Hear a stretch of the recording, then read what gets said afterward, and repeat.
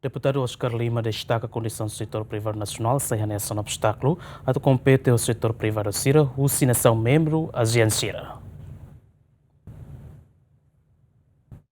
Segunda nele, a plenária, deputado Sira e Parlamento Nacional aprova a unanimidade proposta de resolução número 405/6 quando a acordo global investimento ba ASEAN no respectivo quadros protocolo no dar critéria ida onde completa requisitos susi ASEAN atau sai membro pleno ASEANian. Deputado bancada Freteling Oscar Lima ihania intervenção suba governo atau cria condição ba setor privado nacional Sira no nebele compete ho setor privado si nação membro ASEAN Sira selo. Você Corben Rua a conversa da presidente da Câmara de Comércio e Indústria de Timor-Leste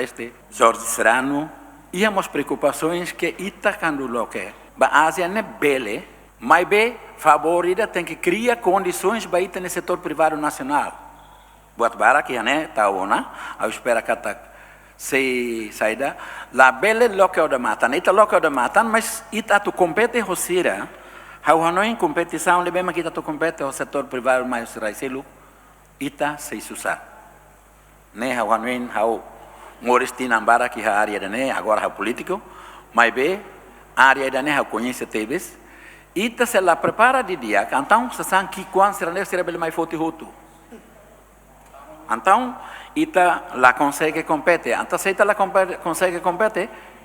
hansa ohin deputada Lídia Hatetiona, ita lá coita tu bafal contiocos. Também o governo tem que hati-hati sekali a favor hari ba situação da seriedade para a bele hosik ba maselo mais domina ita mas totalmente domina falita ne bang sami lakoi dan ne makame kargo. Vice-ministra Assunto ASEAN Milena Rangel Hateten Wainhira Timor-Leste sayona membro pleno ASEAN sei halo tratamento hanesan ho setor privado e harailara nomos husinação membro Sira. Se ASEAN lori maya tutama biureta sinte lá país da cartama ba região da neve organização da neve la fofal benefício ba ne povo. Nebe baseamos nessa baseado em regras até atividade econômica todo mostra regras mas que regula e tudo nessa tratamento nacional e tudo gosta tratamento nacional ba itania ba se itagara itania setor privado sacar ba investimento ba investe